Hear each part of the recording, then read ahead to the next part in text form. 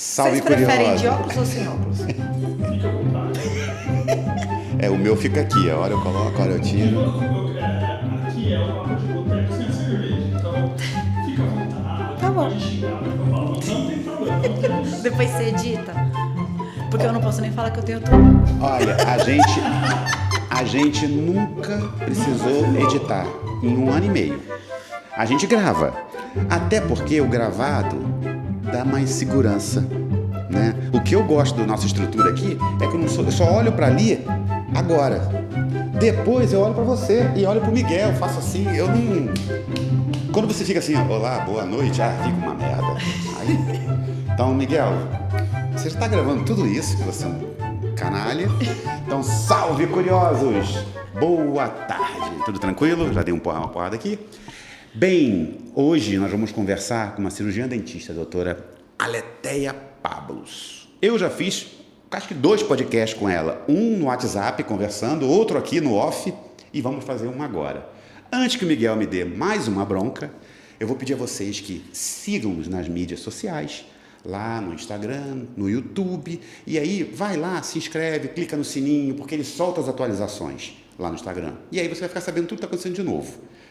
Hoje vamos bater papo aqui e olha, Miguel vai levantar a plaquinha, eu vou ignorar, porque a conversa vai ser longa. São 2 pessoas que falam bastante. Doutora, seja muito bem-vinda. Vai ser assim...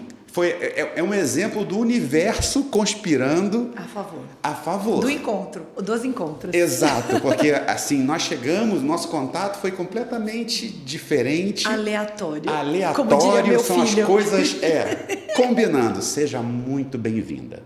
Você já falou, você já viu um bocado do nosso canal? Nossa ideia aqui é isso. É levar informação, é dividir conhecimento, porque a internet ela é ótima, mas ela também é um perigo. Tem muita besteira, tem muita fake. Então, a gente tenta aqui trazer pessoas envolvidas, pessoas conscientes, médicos, pesquisadores, que trazem um embasamento científico para tudo aquilo que a gente acha. Então, trazer aqui, informação aqui de ninguém qualidade. acha. A gente não acha mais nada, a gente agora tira dúvida, conversa. Então, seja muito bem-vinda. Eu faço sempre uma pergunta, que é aquela que começa a conversa, que é a curiosidade de todos. Como é que a maconha medicinal, a cannabis, chegou na sua vida e participa hoje da sua vida profissional, né? É verdade. Eu adoro falar isso, inclusive, em aula, né? Tudo começou porque estou fazendo agora 25 anos de odontologia. Eu sou muito feliz e eu gosto muito de falar isso, que eu vivo, eu respiro e eu exerço a melhor odontologia do mundo. Você falou que é professora, deixa eu te cortar. Aonde?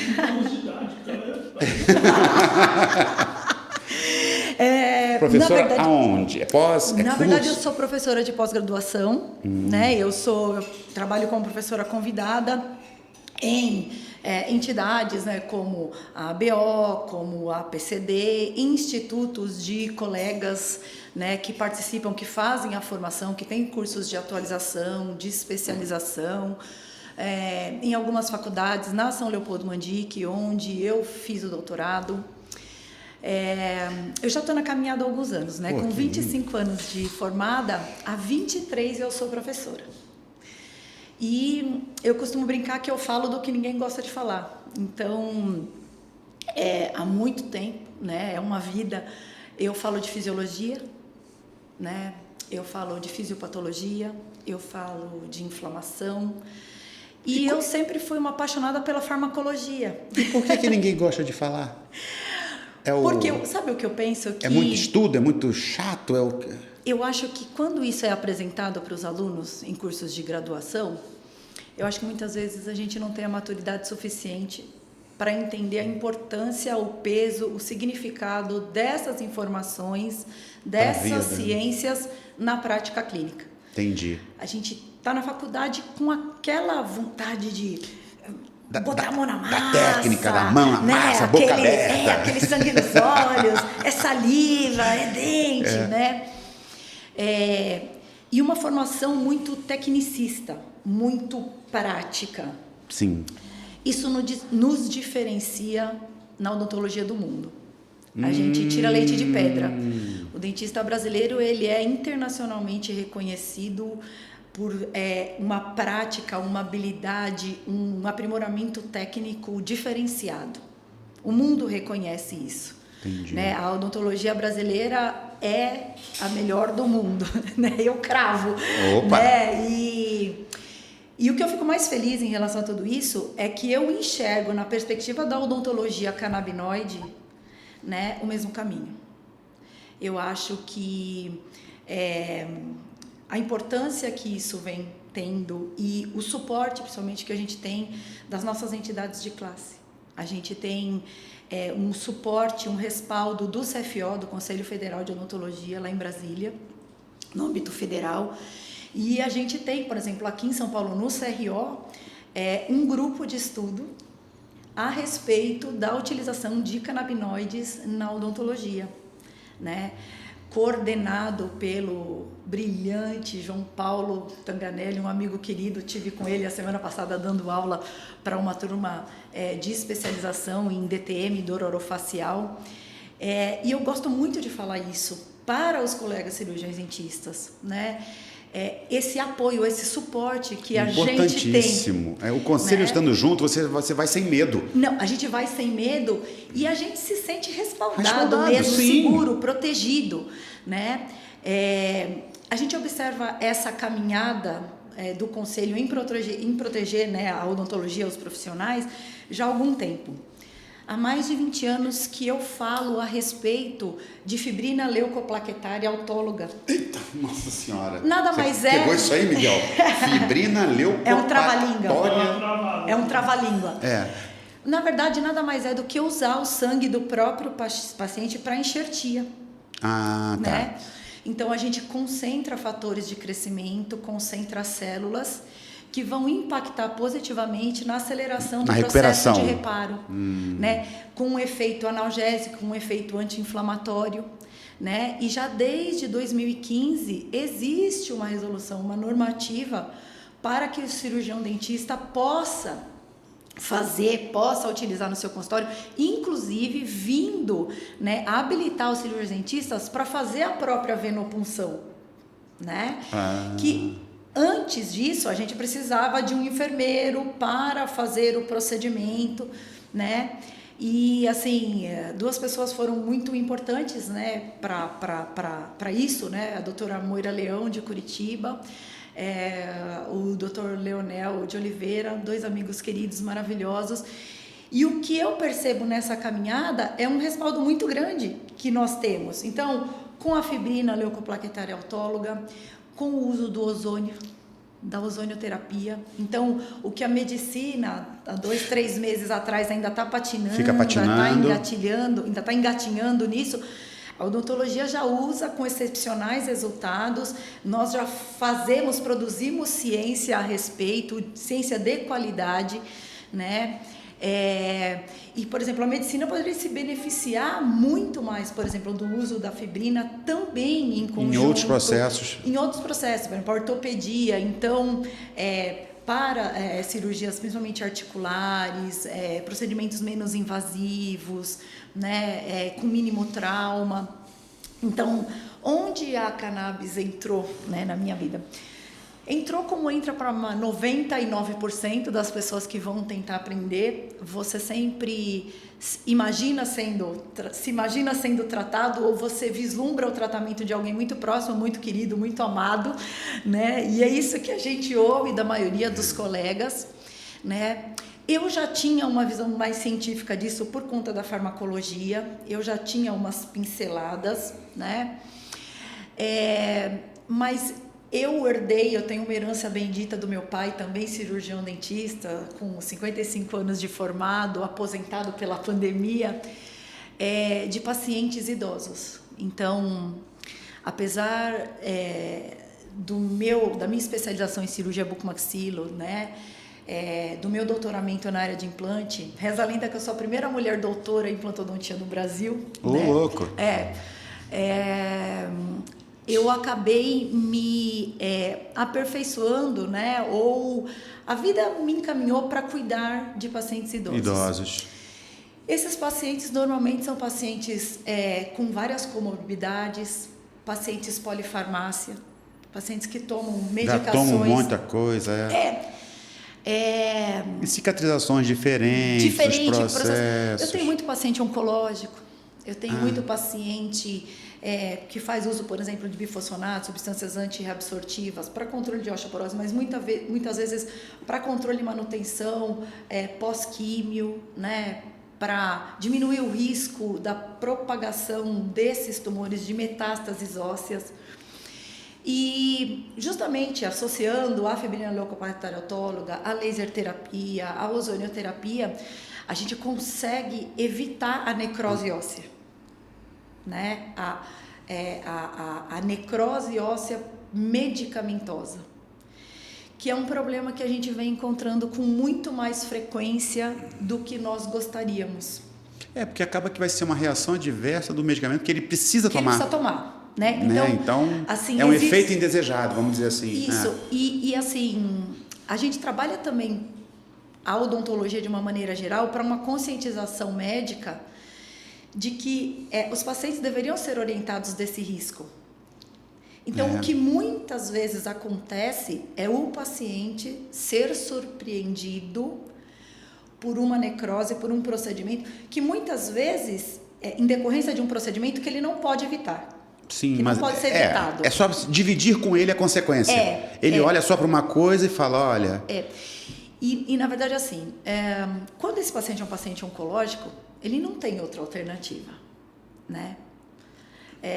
Eu ouso dizer que ele não tinha até a cannabis, mas eu acho que existe uma perspectiva maravilhosa pela frente, né? Eu fiz o curso da Unifesp. Certo. Né?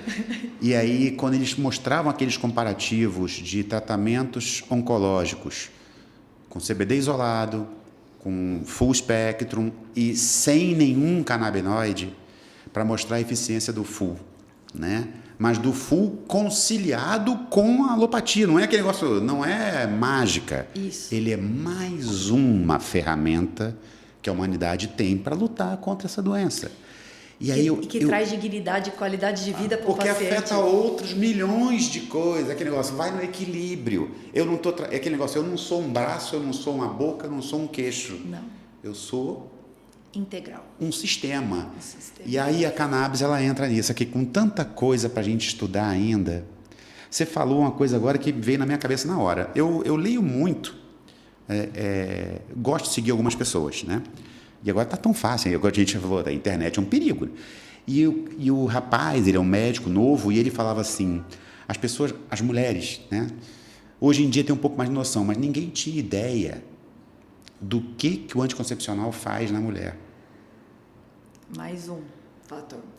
Né? E aí ele falando dos problemas que estamos vendo agora, a liberdade da mulher está fazendo 40 anos. Então, as pessoas que tomavam como água não tem noção do que aquilo vai causar na frente, e agora está vindo a conta.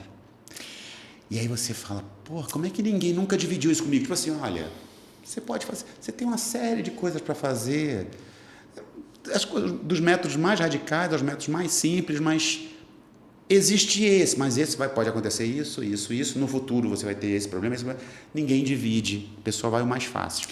Né? Quando eu falo de pacientes idosos, o que eu percebo, né? A geriatria veio meio que abraçar esses pacientes, né? Cuidar desses pacientes com um olhar diferente. Eu trabalho muito em conjunto com colegas médicos geriatras, porque justamente essa a minha população. O acolhimento é outro, tem que ser outro, né? A consulta é diferente, não pode ser... Porque sabe uma coisa que eu falo, que eu penso muito, é que a gente tem uma medicina hoje que é meio que uma torre de Babel. Cada um fala a sua língua, cada um puxa a brasa para debaixo da sua sardinha. Cada um no seu quadradinho, cada um na sua sardinha. E ninguém se conversa. Ou se conversam em línguas muito distintas.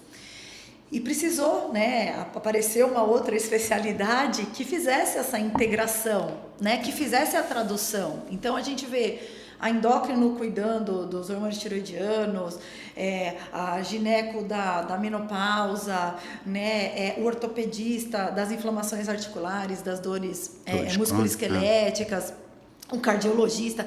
E, na verdade, assim, o que a gente percebe é que essas medicações se misturam e muitas vezes a gente não tem a efetividade esperada, né?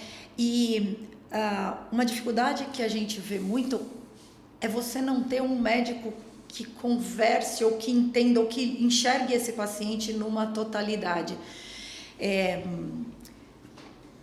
importante que o paciente tenha a tradução desses efeitos somados, né? Porque muitas vezes isso vai acontecer e ele não consegue distinguir, ele não consegue perceber, né? Então, eu acho isso muito importante e foi aí que a cannabis entra na minha vida profissional. Eu já estudava, né, tecnicamente, cientificamente. Em 31 de março do ano passado, a Anvisa, entendendo que nós, cirurgiões dentistas, tínhamos indicação e um potencial para a prescrição e tratamento dos nossos pacientes, ela muda no site da autorização no gov.br e coloca a odontologia como especialidade prescritora, né? Não que não existisse a possibilidade da prescrição e que nós já não tivéssemos profissionais prescritores. Tá aí o Guilherme Martins, meu amigo querido lá de Brasília, a maior referência no Brasil em odontologia canabinoide, com a maior experiência, o maior know-how em relação à prescrição, já prescreve desde 2016, traz uma bagagem e eu falo que eu venho sendo muito agraciada pelas pessoas que têm aparecido no meu caminho, né? Eu quero acreditar que isso é merecimento. Não, que eu acho que a gente vai... Eu não tenho dúvida. Porque eu penso muito assim, o Guilherme, o Dr. Rubens, o Dr. Flávio Giraldes, a PMC, né? Tudo isso acontece na minha vida por conta da cannabis, né? Eu sempre falei de fisiologia, eu sempre falei de fisiopatologia e eu sempre tive um pensamento fixo na inflamação. Eu sempre entendi que a gente precisa da inflamação para reparar, mas que a inflamação de grande intensidade ou de baixa intensidade e louca duração, que é o que a gente conhece como inflamação crônica, ela é o fator desencadeante de todas as doenças crônicas que a gente observa. E o que eu venho entendendo nessa minha caminhada, nesse tempo de estudo, é que muitas vezes o paciente assume uma dívida, ele assina uma nota promissória que ele não sabe que ele vai ser cobrado, né? Muitos colegas me conhecem por eu ser muito avessa ao uso do corticoide, né? Mas isso tem muito a ver com a profundidade com que eu estudei a fisiologia do tecido ósseo. Fisiologia óssea, que a maioria dos colegas acaba me conhecendo por falar de fisiologia óssea. Sim. Que foi, inclusive, o trabalho que eu desenvolvi no meu mestrado, no meu doutorado. E como eu sou muito fissurada na doença, na história da doença, para eu entender o que dá errado, eu fui buscar a base do que dava certo. Então, quando eu fui fazer cirurgia bucomaxilofacial, né, e eu me formei em dezembro, em fevereiro eu comecei a fazer. E na especialização, eu entendi que eu podia fazer um mestrado, doutorado, me aprofundar na pesquisa, e em abril eu prestei um mestrado. Mas aí eu sou ousada, né? Eu quis fazer mestrado na Faculdade de Medicina da USP. E eu prestei, insisti, entrei e fiz na única área que aceitava não médicos na Faculdade de Medicina da USP, que foi o mestrado em fisiopatologia. Eu ia ter condições de entender a história da doença, para entender como tratar. Exato. Então, assim, desde a minha faculdade, da minha iniciação científica, né, que eu trabalhei com antissépticos, com bactérias, com o que usar, como usar, em que faixa etária usar, eu já tinha... Isso é uma coisa que fervilha em mim, a dúvida, o questionamento. Você já sabia que não tinha coisa mágica, não tinha nada de uso geral. Você já falou de faixa etária, você já quer estratificar, porque não é para fazer quero, não. a mesma coisa para todo mundo. Não dá. Não. E é aí que eu falo até hoje, né, em relação à cannabis.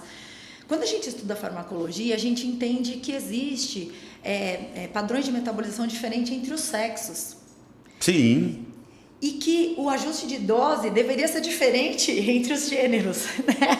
Para homens e mulheres, porque a produção de enzimas hepáticas, a taxa de metabolização, ela é diferente. Nós, mulheres, produzimos menos enzimas hepáticas. Teoricamente, a droga circula por mais tempo. A gente deveria ter um espaço, uma janela diferente, maior. E aí a cannabis, ela vem de encontro a isso, a poder fazer uma individualização de dose, como eu sempre acreditei que deveria ser para tudo. Vou te falar, o que mais mexeu comigo nisso começou na consulta, que é uma coisa tão individualizada a consulta, você não está nem acostumado. Você pensa, cara, esse médico tá maluco, ele tá sem ninguém, ele não tem mais ninguém, ele tá querendo conversar comigo, tá querendo bater papo. Ele tá querendo fazer terapia. Mas é isso. E aí o cara vai entender, no meu caso, quem é o Renato? Como é que o Renato dorme? Como é que o Renato come? A gente falou de inflamação. O Renato só come merda. Só come coisa ruim. Tá se inflamando constantemente. Como é que eu vou debelar isso para cuidar daquela outra inflamação pontual que uma cirurgia pode me causar? Então, aí você vê o cara é tão individualizado que mexe com a nossa cabeça. Eu já saí diferente. E é o que você está falando. Tem que ser homem, mulher, criança, adulto. Um cara que trabalha, eu trabalhei nos farmacêuticos, é um louco. O cara que trabalha num estúdio, que nem o Miguel, é outro louco. Então, esses caras têm uma rotina, os horários, isso tudo tem que ser levado em conta.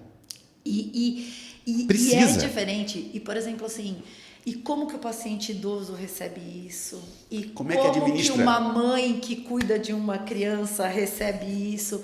Isso tudo é diferente.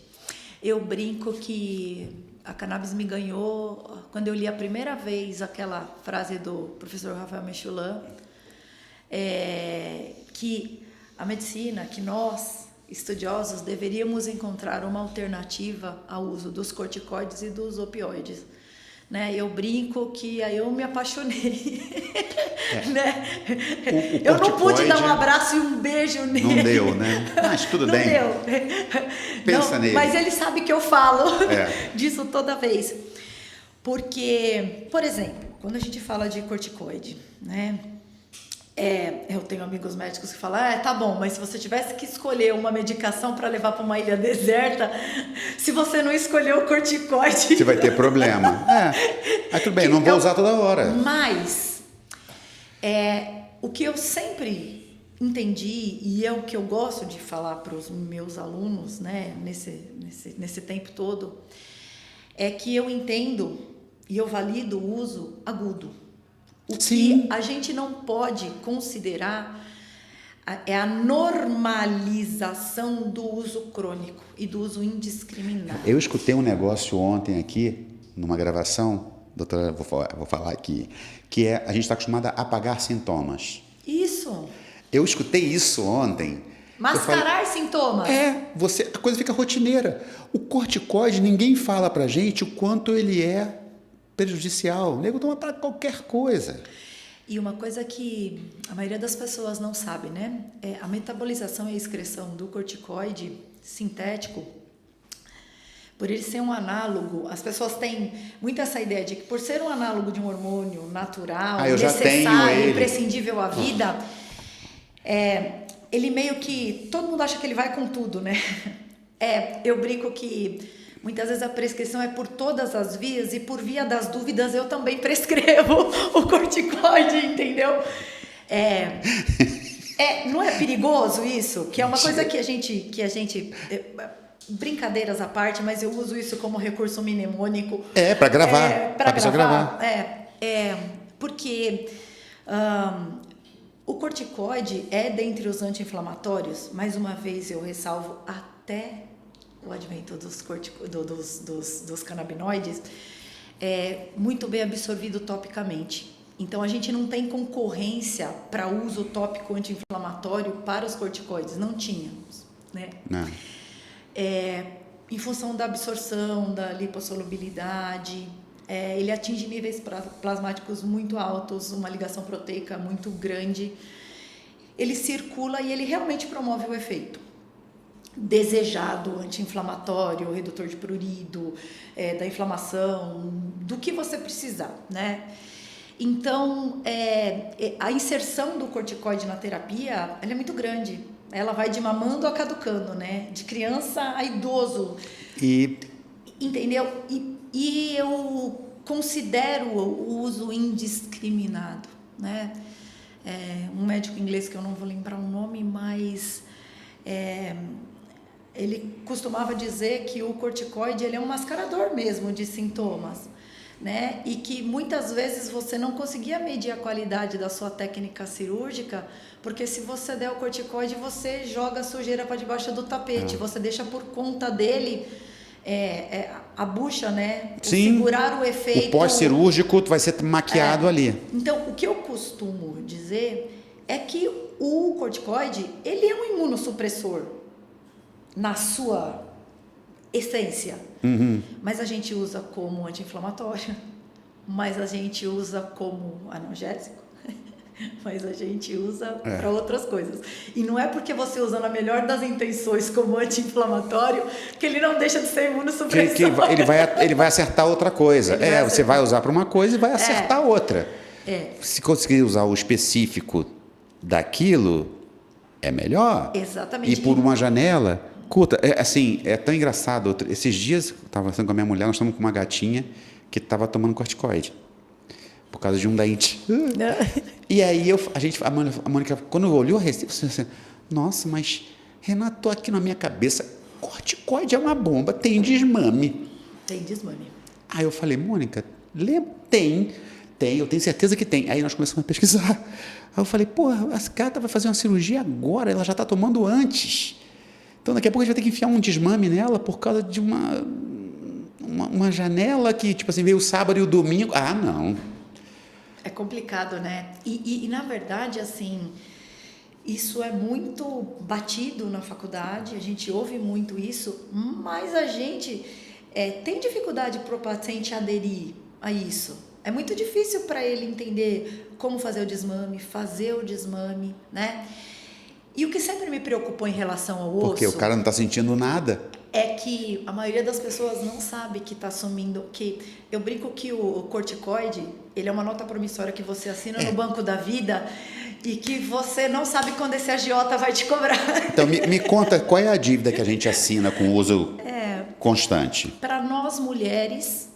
qualquer mulher que tenha feito uso de corticoide por um período superior a 1 semana a 10 dias na vida, ela tem 5 vezes mais chances de desenvolver osteoporose na pós-menopausa do que uma mulher que nunca usou. Quem você conhece que nunca usou? Não, tá todo mundo... Por isso que a osteoporose, então, é um inimigo considerável na, verdade, na velhice, hoje, né? E eu sou apaixonada pelo envelhecimento. Essa é a minha paixão, assim... O envelhecimento celular, o estresse oxidativo, a natural. resposta do corpo, né? O processo de reparo, como ele acontece nessas condições, o que eu posso... Hoje eu falo para você que 98% das cirurgias que eu faço de implante são cirurgias guiadas com mínimo trauma. Eu não faço sequer incisão. São cirurgias que, da anestesia à instalação do provisório, ela não leva mais que meia hora. Eu tenho essa ânsia de produzir resultados com mínimo trauma. Mínimo trauma. Porque eu sempre enxerguei na inflamação o caminho para o bem e o caminho para o mal. Então, e mais do que falar de anti-inflamatórios, o conceito precisa ser modificado, como a gente ensina sobre inflamação. Quando a gente fala de inflamação, a gente não deve esperar, imaginar, querer, ambicionar, desenvolver algo que seja verdadeiramente 100% anti-inflamatório. Porque é necessário. Tecido que não inflama não repara. Porque é necessário. O início do processo de reparo, do retorno à normalidade, acontece na inflamação. Com a inflamação. Então, assim, se existisse o anti-inflamatório absoluto perfeito... Não cicatrizava, você não fazia nada. Você nunca mais o tecido nunca mais ia Não retornar voltava. à normalidade. Isso, o tecido ósseo, tecido mole, Molha. nada, entendeu? Quando a gente usa, por exemplo, um corticoide em cima de uma cicatriz, né, de uma sutura, o que na verdade eu estou tentando promover é um déficit na função da célula para ela não formar um queloide, para ela não produzir Sim, não produzir a mais do que precisa, isso, vamos dizer exatamente. assim. Então, olha que louco, você pensa que você está querendo não inflamar, mas na verdade você está causando um defeito na célula. Você está querendo que a célula não trabalhe corretamente em busca de um resultado que você acha... Que você entende que é melhor. A natureza queria fazer um queloide dessa altura para garantir a solda. E a gente quer que seja aquela coisa bem... Exatamente. Então, quando a gente pensa hoje que 1 em cada 3 mulheres, quando entra na menopausa, para de menstruar, ela vai desenvolver a menopausa, ela vai desenvolver a osteoporose, e que... quando eu falava disso, quando eu comecei, a gente fazia uma perspectiva para 2025, vai ser 1 em cada 2, ó. Eu já estou fazendo parte da estatística. Eu já vou entrar na estatística, Chegou pessoal. 2025. Olha só, 2025 está aí, na bica, estamos batendo na porta. E como é que está a osteoporose em 2023? Já está 1 para 2? Já está 1 em cada 2. Ai, a minha esposa faz uso de canabinoide por causa da menopausa. A gente vai colher resultados excepcionais. Ela já faz uso. O tecido ósseo, para prevenção da osteoporose. Nossa, é pro sono. Aquele negócio, o que a gente falou. Na verdade, é que o que acontece a gente ainda não tem estudos para uso exclusivamente, exatamente. Não, mas tipo assim, para uso preventivo. Isso, preventivo. E eu vou dar um spoiler para vocês. O Dr. Rubens me aceitou como aluna de pós-doutorado para que eu possa desenvolver pesquisas, né, na área da endocannabinologia, com intenção de desenvolvimento de protocolos clínicos. Sim. Né? Por quê? Porque a gente percebe, por parte dos colegas médicos e dentistas, muitas vezes uma certa resistência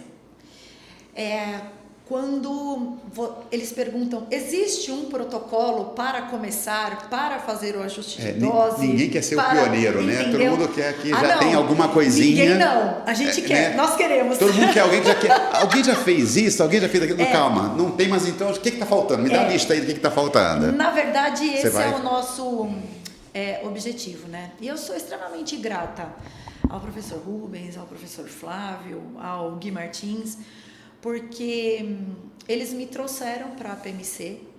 A PMC nasceu num berço dentro da Faculdade de Medicina do ABC, né? Criada, fundada por médicos. E agora, na segunda diretoria, né, existiu por parte do professor Rubens.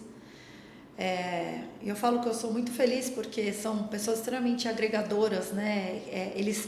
Eles, Dr. Rubens, o Gui, o Flávio, eles têm a capacidade de reunir pessoas que pensam e que olham para a mesma direção. É bom, fica mais fácil a caminhada, né? Filosoficamente tem a mesma intenção, o mesmo propósito, né? A gente vê a geração mais jovem falando de trabalhar com propósito, e a cannabis me trouxe isso, né? Eu acho que na vida profissional a gente tem os altos e baixos. Sim. Né? E eu me reapaixono pela odontologia de tempos em tempos. Eu vi um documentário chamado Zona Azul, que fala dos centenários do mundo. E por que chama Zona Azul? O cara pegava quem tem mais de 100 anos, marcava com a bolinha azul no mapa. Sim. E onde estava aqui a concentração de azul, ele ia pesquisar.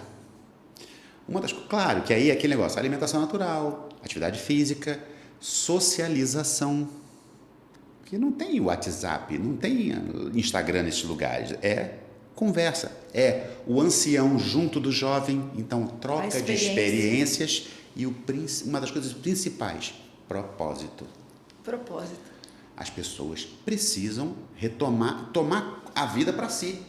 Mais uma vez a cannabis ensina isso pra gente. É isso. Que se o paciente não tá junto, se conhecendo para poder entender os sintomas e dividir com você, e você passar a sua experiência de cura, de tratamento para ele, se não são duas pessoas trabalhando junto, se é um garoto que vem aqui, você fala assim, o que eu tenho que tomar para ficar bom? Não é assim. Você tem que e, na verdade, mexer a sua eu mente. acho que todo mundo espera, né? Eu quero uma pílula para crescer cabelo. Eu quero uma pílula com exercício. Eu vou engolir um comprimido e eu vou emagrecer. Vou acordar tanque. Barriga de tanquinho, né? É o sonho, né? Mas é assim que a desgraça começa, as pílulas de atenção nos Estados Unidos, a Ritalina, para a pessoa prestar mais atenção, aumentar a capacidade cerebral. O que ele está fazendo? Está desligando o descanso, está desligando o reparo. É isso. Está gerando ansiedade. Eu costumo brincar que, assim, em se tratando de regulação do sistema endocannabinoide, o sono ele é essencial, né? Eu me tornei paciente canabinoide, né, paciente canábica, por conta da minha ansiedade. Sempre tive um sono maravilhoso. E aí... Você achava, igual a mim, eu tenho. Eu dormia, mas eu dormia... Mas o meu sonho, ele consegue ser melhor ainda com a cannabis. Eu falo, ela melhora tudo. Mas, mais do que isso, o que aconteceu comigo foi... Eu sou uma pessoa de pouquíssimos medicamentos, mas em função da miopia, sou uma grande míope. Sou míope desde criança, né? A cefaleia me acompanhou a vida toda. Muita dor. Mas eu não sou uma paciente, nunca fui, né, de muitos medicamentos, assim. De ter amigo na farmácia, né? De falar, opa! Isso, não. Mas a analgesia foi uma coisa que eu sempre precisei, né? E aí, para minha ansiedade, eu nesses 23 anos que eu dou aula, eu sempre achei que eu fazia a diferença porque eu falava para os meus alunos do que eu fazia. Entendeu? Então, assim, o livro aceita tudo, o papel aceita tudo, né? Mas o mundo real, a prática, né? O que a gente fala, bunda no mocho, né? Exercer a odontologia integralmente, ela te traz uma outra ciência, né? Ela te traz um refinamento do que o livro te traz, do que, né? E eu sempre acreditei que eu fazia a diferença para os meus alunos e que eu me tornava uma boa memória, uma referência, alguém com quem eles podiam contar. Acontece alguma coisa, vai vir aqui, naquele dia... Porque, e é muito engraçado, porque eu recebo... Tinha época que era só e-mail, que não tinha rede social, eu recebo e-mail de madrugada perguntando e eu respondia, e com as redes sociais isso se torna muito mais próximo, né? Mesmo no celular, e eu sempre me senti muito, assim, honrada da confiança, né? E eu sempre gostei de falar do que eu fazia, né? Porque uma coisa é a teoria, sim, outra coisa é viver na prática. E aí o grande gatilho para tudo isso foi o dia que eu me tratei. Então, entendendo da ciência, eu me tratei. E aí eu tive certeza absoluta que eu precisava usar a minha voz, né, a minha ciência, o meu conhecimento, para aproximar a ciência endocannabinoide de mais pessoas. De mais gente. De mais divulgar. Gente. Eu fico brincando, é o evangelho, a gente quer espalhar a boa nova. Eu eu sinto isso, eu tô aqui para isso. Eu também sou paciente e me fez tão bem que eu falo, cara, não é justo ficar para mim. Que alguém, por preconceito, por uma coisa que eu também tinha, deixe de... Eu ouvi um relato de uma mãe, de um médico, na verdade, que ele fez a consulta com a mãe, a criança era com epilepsia. Então, é um negócio que o resultado é visível e rápido. E ele gastou lá a conversa, falou, consulta de 1 hora, e ela foi embora com a criança. Deu a época do retorno, E ele tentando saber se começou, tá com 3 gotas ainda, tá com 4 gotas, como é que você tá? E a mulher não respondia. Quando veio a data do retorno, ele ligou e falou, você não marcou o retorno? Ela falou, meu marido não deixou ele usar. Aí você fica, meu Deus.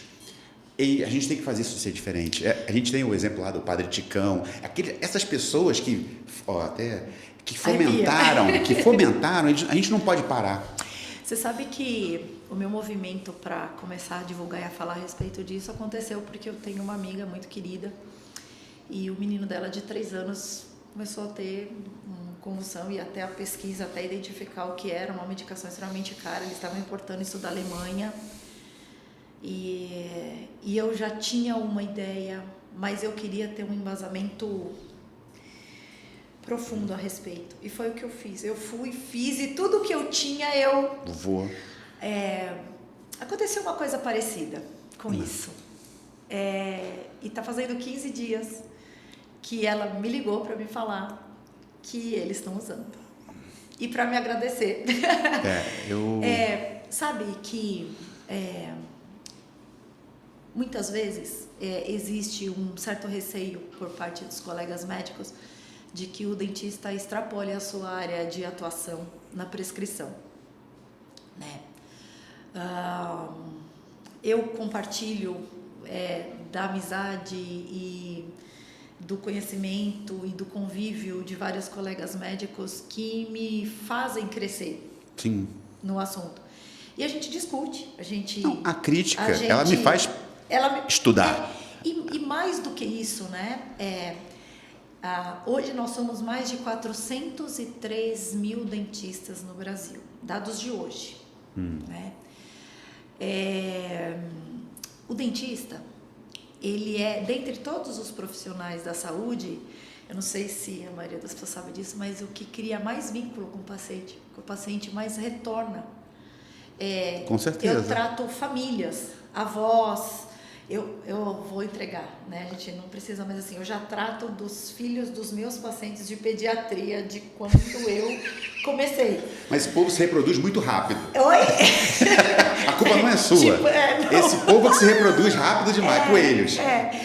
Mas é isso mesmo, o dentista, ele cria o vínculo com a família, porque é uma coisa que é tão de confiança, né? Nossa, o meu dentista, você não vê a pessoa indicar assim, outros médicos. Hoje, muito engraçado, eu fiz o atendimento da mãe de uma filha e ela, você sabe que as pessoas estranham quando eu falo que eu tratava com seu pai? Eu sou de uma família de dentistas, meu pai, meu irmão, casado com um dentista, filho de dentista, em casa, meu marido e minha mãe falam, dá pra mudar de assunto? Todo mundo falando de dentista. Mas, e ela falou, e as pessoas estranham que eu trato há 20, 30 anos, eu nunca fui em outra pessoa. Eu me sinto tão confortável, eu me sinto tão à vontade de vocês saberem a minha história, né? E eu sei mesmo a dela, do filho. Provavelmente vou tratar dos netos. Da mesma forma que a pessoa confia em você confia na pessoa e fica uma história de um vínculo. E eu me sinto muito abençoada, sabe? Eu trabalho hoje no meu consultório do jeito que eu sonhei. Eu vivo a odontologia como eu acho que ela deve ser exercida, sabe? E assim, a cannabis, a maconha medicinal, o uso medicinal da maconha te trouxe mais um gás. E olha que surpreendente. 90% dos meus pacientes estão acima dos 65 anos.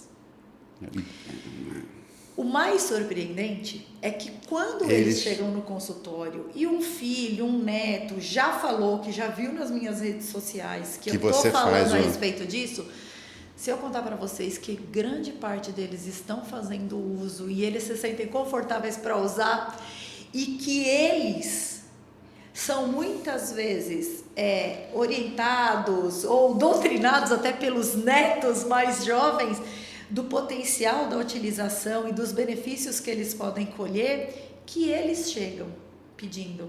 Olha que coisa engraçada, porque... Você imagina que vai ter preconceito, mas o cara já tem a sabedoria. Aquela linha do preconceito e da sabedoria, elas vão... Você sabe que a gente percebe um preconceito muito maior numa faixa de meia-idade. Sim. do que a gente observa em mães para cuidarem dos seus filhos, né? Que é um outro referencial. Exatamente. E depois a mãe... que a gente, depois da maternidade e da paternidade, a gente assume contornos totalmente diferentes de tudo que a gente já foi na vida, né? Eu fui mãe mais velha, né? E eu falo assim que eu já fiz muita coisa boa na vida, mas nada melhor do que o Bernardo, né? E que se eu tivesse sido mãe mais jovem, eu talvez tivesse tido mais filhos, porque é uma experiência tão diferente de tudo que a gente vive. E quando eu falo de cannabis e quando eu quero produzir ciência a respeito, eu penso num mundo melhor para ele. Sim. Eu quero que ele viva e tudo isso que a gente ouve, né? A gente fala, quem vai viver 120 anos já está na Terra hoje. Aí tem gente que já inflaciona, né? Quem vai viver 150 anos, né? Já vive na Terra hoje. Aí eu brinco muito que eu quero viver, né? Mas eu quero entender o que eu estou comendo, eu quero tomar banho sozinho, eu quero viver bem. Acertar a boca. É isso. Na verdade, eu falo que eu não quero comer o conteúdo da minha fralda, eu quero entender o que está acontecendo. Eu quero viver você bem. Tá entendendo? É. Então, assim, eu quero viver bem. E é isso que eu quero para ele.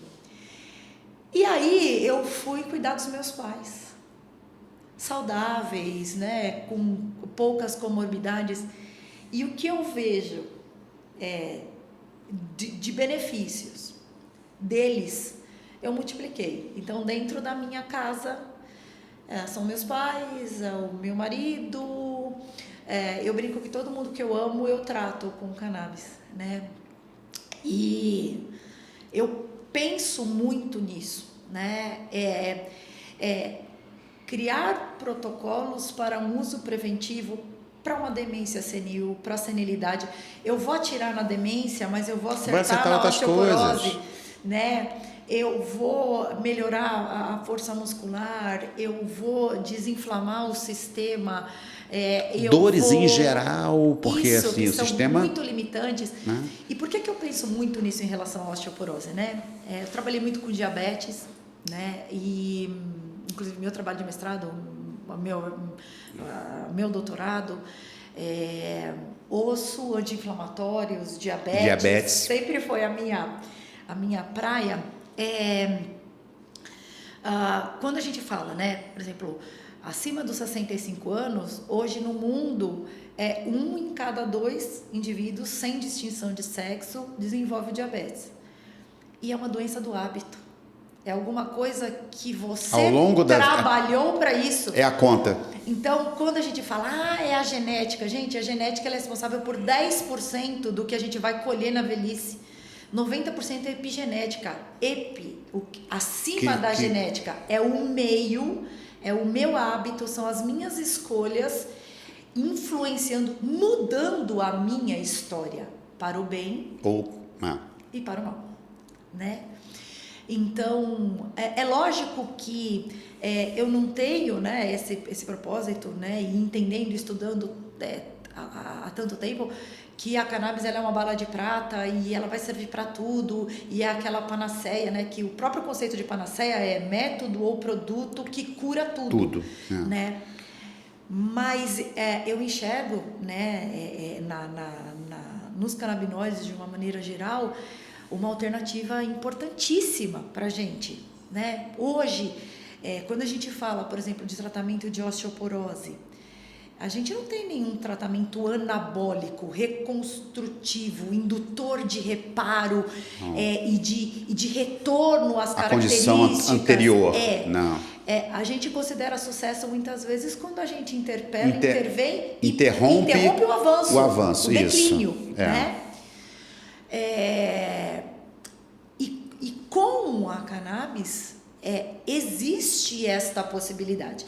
E eu gosto sempre de contar, né, que o primeiro pesquisador a falar dos receptores canabinoides fora daquele eixo, né, CB1 no cérebro, CB2 nas células imunológicas, foi um dentista. O professor Itai Babi, que trabalhava diretamente com o professor Rafael Mechula, né? Ele com o professor Zimmer, eles identificaram a presença dos receptores canabinoides nas células ósseas e no osso, né? Foi a primeira vez que mudou o olhar. E assim, a gente ouve da neurogênese, né? E aí, seria o canabinoide, ele pode vir a trabalhar da mesma forma com as células ósseas? Sim, claro e com certeza. Nossa Senhora! Na verdade, assim, a gente tem um papel Isso é um negócio... CBD estimulando os osteoblastos, que são as células formadoras de osso, de maneira muito importante, significativa. Ele protege a vida desse osteoblasto, né? O que acontece na menopausa é que, com a ausência do estrógeno, os osteoblastos morrem precocemente. E todo aquele processo que é equilibrado de reabsorção de osso e neoformação, substituição por osso novo, ele se perde. A sinalização entre o osteoclasto, que é a célula que degrada, que quebra, que destrói, e o osteoblasto, ela se perde, porque o osteoblasto não recebe a mensagem de começar a trabalhar. Não, ele morre antes do tempo, ele vive menos tempo.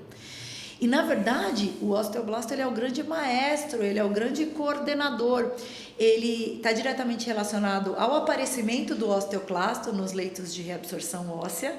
Então, quem modula, quem manda reabsorver, quem organiza o negócio seria ele. Quem manda parar é o osteoblasto. Quando ele morre, esta sinalização e este equilíbrio, ele se perde. Entendi. Né?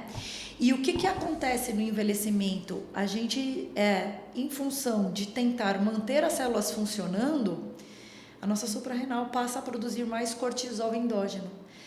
Enquanto nós temos estrógeno e testosterona, os hormônios sexuais, femininos e masculinos, protegendo o osteoblasto, nós temos o cortisol protegendo o osteoclasto. Olha que looping, né? Que coisa louca que acontece. A gente falou do corticoide tanto e o cortisol tá aí. Então, mas na verdade ele é imprescindível à vida, sim, né? Mas toda vez que você produz em excesso, você assina aquela nota promissória também, né? E uma hora a vida vai te cobrar. Então, quando a gente fala do estresse, né? De dosar o cortisol, né? O cortisol, pouco cortisol vai dificultar a sua vida. Muito cortisol também vai. Também é um endividamento metabólico que você faz. Entendi. Né? É um endividamento que a gente faz. E aí o que acontece? A gente tem, né, os canabinoides vindo cumprir esse papel de suporte, de proteção e de estimulação das células, né? E aí a gente tem um potencial modulador da inflamação, não anti-inflamatório, né? Modulação, eu preciso da inflamação. Ele vai deixar ela na medida justa. Ela é um gatilho, né? Então, ela não pode ser muito extensa, muito destrutiva, mas ela também não pode ser baixa, insidiosa, crônica, né? Então, eu quero modular, eu quero fazer com que a inflamação trabalhe a meu favor. Eu preciso do gatilho. Ela é o pontapé inicial para o retorno à normalidade. O conceito de tecido que não inflama, não repara, ele deveria... Tem que estar na cabeça de todo mundo o tempo todo. Né? Esteve na minha cabeça, está na minha cabeça o tempo todo. Né? E é aí que eu enxergo a grandeza da aplicação, da utilização dos canabinoides nesse processo. Antioxidante. Sim, porque todo mundo fala da velhice, a gente só pensa em antioxidante e osso. Isso é uma coisa muito engraçada. Todo mundo só pensa nisso. Quando eu comecei a estudar a respeito de inflamação no meu doutorado e falar de estresse oxidativo, eu ouvia muito: você está querendo ser dermatologista? Você está pensando de envelhecimento. Quer passar sérum, vitamina C. Sérum e vitamina C. Aí eu falava: gente, será que eu tô louca? Né? Na verdade, a célula, ela se protege e a célula, na verdade, ela se mata, ela sofre a apoptose através do estresse oxidativo. Então, a célula, ela entende muitas vezes um momento em que ela já não está funcionando como deveria, de maneira apropriada, e ela fala, tá na hora de eu me retirar, de eu sair de cena, né? Então, o estresse oxidativo, os radicais livres, ou as espécimes, né, reativas de oxigênio, como a gente conhece tecnicamente, elas são imprescindíveis à vida também. As células elas se regulam. Até a forma como a célula responde à bactéria, né? Como os glóbulos brancos, né? Principalmente os neutrófilos, como eles reagem através de produção de substâncias oxidantes para criar o glóbulo lá para ele poder chegar. E para matar a bactéria, para matar o agente invasor de uma maneira geral. Então, também não existe a gente viver sem. Acontece que com o envelhecimento, né, a gente perde na produção dessas enzimas antioxidantes, na nossa produção natural, ao excedente dos radicais livres, e eles passam a se acumular, né? E aí a gente entende que eles muitas vezes vão se acumular dentro da célula, podendo parar dentro do núcleo e promover uma redução. Né, dos telômeros, né? Como? Dos telômeros, que é uma porção que protege a extremidade, né, dos nossos cromossomos, e que toda vez que essa célula se divide e gera células filhas, a gente perde uma parte desse telômero. Telômeros longos são encontrados em células jovens. Telômeros curtos são encontrados em células mais velhas ou que já sofreram um número maior de divisões celulares. Acontece que ele funciona como uma capa protetora. E quando esse telômero ele vai sendo consumido, quanto mais curto é esse telômero, mais desprotegido fica e mais suscetível à mutação. O que acontece muitas vezes é que esses radicais livres envelhecem as nossas células pela redução do telômero antes do tempo. Então, estas células acabam se tornando mais suscetíveis é isso? à mutação. Então, toda vez que você sobrecarrega uma célula, um sistema, você tende a formar mais radicais livres. E esses radicais livres tendem a se acumular no tecido.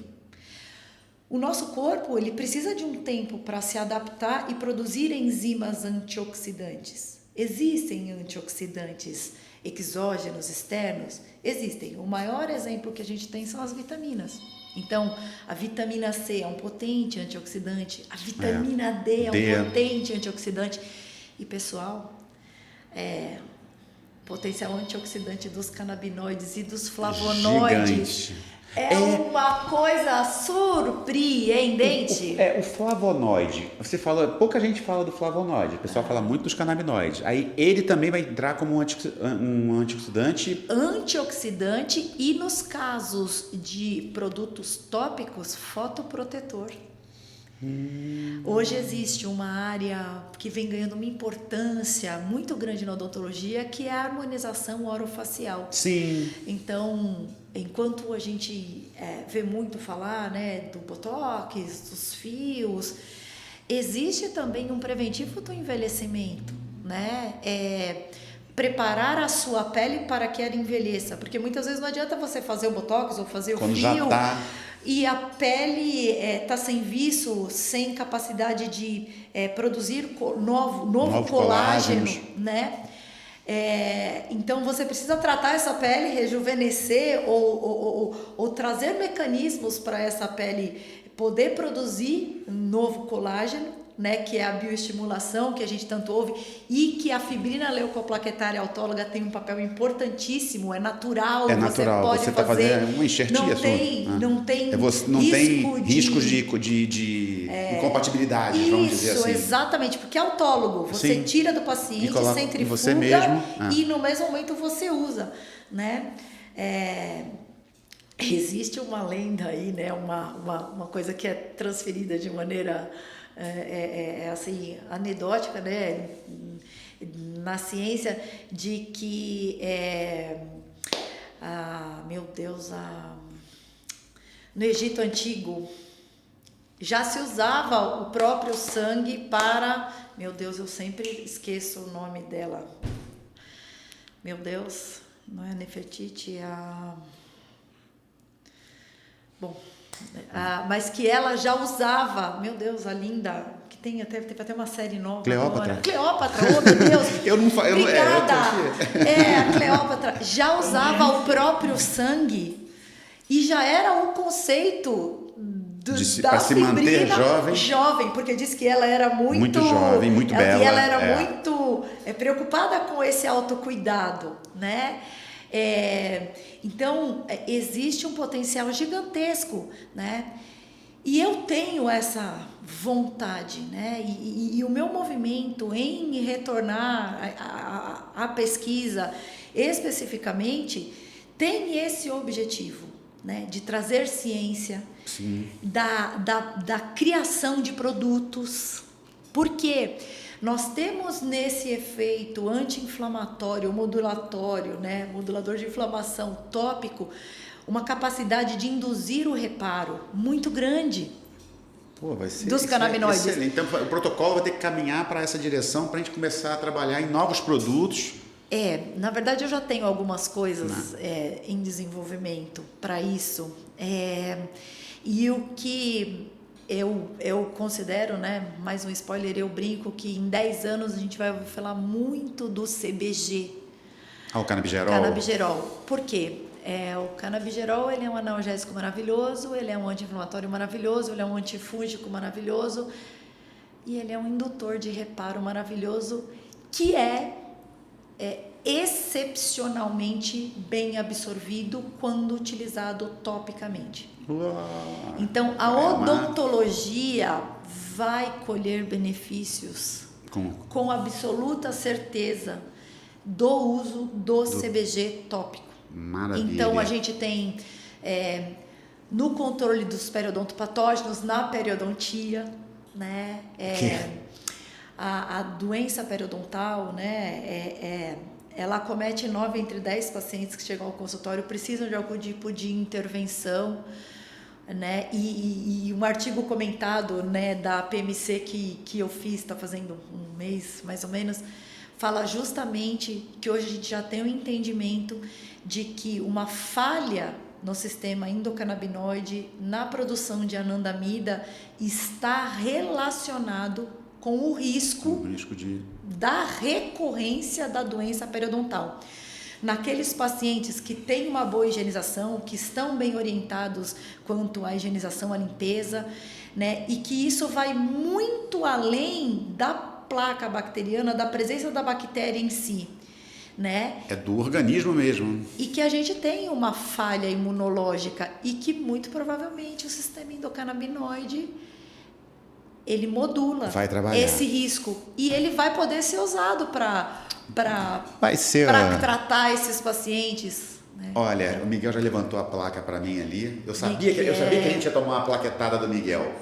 Mas... Vamos fazer de conta que a gente não viu o Miguel? E eu tava curiosa, gente, para conhecer o Miguel. Eu falei, Miguel, eu queria te conhecer. Tô aqui quietinho. O Miguel tem que vir pro lado de cá. Mas a porta vai estar sempre aberta. Por quê? A gente sempre ouve aquele papo de que não tem estudo. Então, quando o protocolo estiver sendo desenhado, quando você quiser falar, olha, eu vim aqui dividir alguma coisa, pô, traz pra gente. Trago. Porque a gente quer que realmente isso seja despejado, mas dessa forma, para que fique uma coisa leve e que as pessoas tenham a curiosidade, porque eles têm que participar do tratamento. Eles têm que saber o que eles vão buscar. E a gente está aqui falando do canabigerol, canabidiol, a pessoa vai, flavonoide, pesquisa lá. Hoje em dia, dá um Google, todo mundo consegue fazer alguma coisinha. Tem as páginas melhores, a gente sempre solta os artigos, o LinkedIn, Segue a gente na PMC. C-Chat, a PMC, todo mundo tem informação. Procura. Curiosos, muito obrigado pela paciência. nós falamos demais. Então, assim, eu espero que tenha sido gostoso para vocês, como foi maravilhoso para mim. Então, olha, muito obrigado, seja muito bem-vinda. E vocês, curiosos, cliquem no sininho, se inscrevam, senão o Miguel vai me bater. E aí vocês vão receber todo esse conteúdo. Doutora, muito obrigado. Foi assim, para mim foi de 5 minutos. Para mim o Miguel mentiu. O Miguel tá roubando o nosso tempo? Eu acho que ele está roubando. Ele levantou. Ele levanta às vezes assim 1 hora. Quando eu estendo, ele bota 1 dia. Mas dessa vez ele levantou de 1 hora, ele não levantou de 1 dia. Muito, se ela quiser dar uma. Eu quero pontuar 3 coisas agora no finalzinho. Primeiro, eu queria contar para vocês, quem quiser me seguir, Aletheia com TH, B Pablos, no Insta.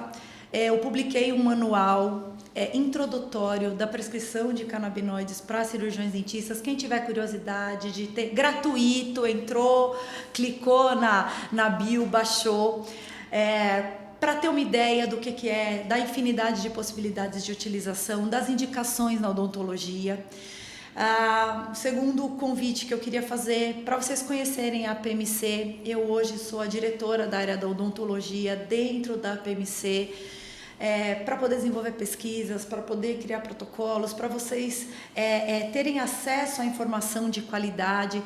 No Insta a gente está como Cannabis Panam, né, da Associação, que é a Associação Pan-Americana de Medicina Canabinoide. E uma outra novidade que não deu tempo de falar, e uma outra hora eu volto para falar disso, é para falar a respeito da SBOCAM, Sociedade Brasileira de Odontologia Canabinoide, que é a primeira reunião de dentistas no mundo para falar de odontologia canabinoide. Estamos fazendo história, né? Abrindo caminho. Então, estamos no Instagram, SBOCAM com S mudo, e 2 L's no final da nossa maravilhosa cannabis. Obrigada, pessoal. Foi Miguel, um prazer, estou muito feliz de estar aqui. Miguelito, não fica brava comigo. Miguelito vai colocar todos os links das redes sociais, vão estar tudo nas bios, para a gente poder Perfeito. que isso seja pulverizado. Perfeito. Gente, muito obrigado. Valeu. Miguelito.